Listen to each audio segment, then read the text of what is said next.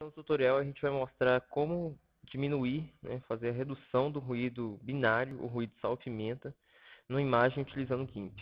A gente pegou essa imagem como exemplo, que nela a gente vê claramente a ocorrência desse ruído, e após carregada no GIMP, para a gente reduzir esse ruído binário, basta a gente clicar com o botão direito na imagem, em Filtros, Realçar, Supressão de manchas.